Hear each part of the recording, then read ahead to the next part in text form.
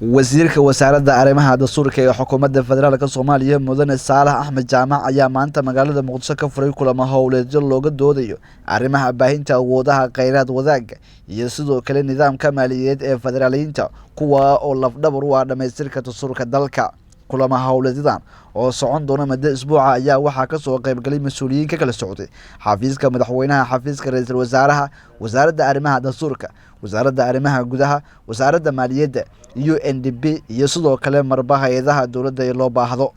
ugu horeyn waxaa shirka ka hadlay agaasimaha guud ee wasaaradda arrimaha dastuurka isagoo ka soo qaybgalayaasha u sharaxay ajendaha shirka iyo sidoo kale waxa la doonayo in lagu lafaguro kulama howleedyada isxiga ee la qaban doono. dhanka kale madaxa hay'adda UNDP ee Soomaaliya Mudane Jogley Mason ayaa sheegay in bilowga kulama howleedyadan ee looga hadlayo arrimaha muhiimka u ah dib u eegista dastuurka ay tahay mid kor u qaadaysa rajada shacabka iyo sidoo kale dhammaan daneeyayaasha arrimaha Soomaaliya ee ah in la dhameystiro dastuurka dalka Soomaaliya. sidoo kale wasiir Saalax Axmed Jaamac oo furay shirka ayaa sheegay in wasaaradda ay waqti badan ku bixinayso meel marinta dastuurka dalka Soomaaliya.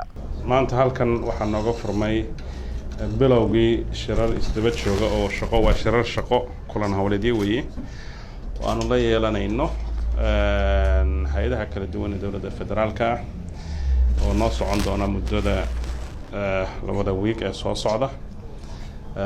kulamadaas oo aan wasaarad walba iyo hay'ad walba kula kulmi doono ayaa waxaanu ku soo dhiraandhirinaynaa aragtiyaha kala duwan khaasatan marka la eego xagga dib u eegista dastuurka. mawduucyada kala duwan aanu ka hadlayno waxaa ka mid ah awood qaybsiga iyo jaangoynta doorarka kala duwan ee ay kala yeelanayaan maamul goboleedyada iyo dowladda federaalku.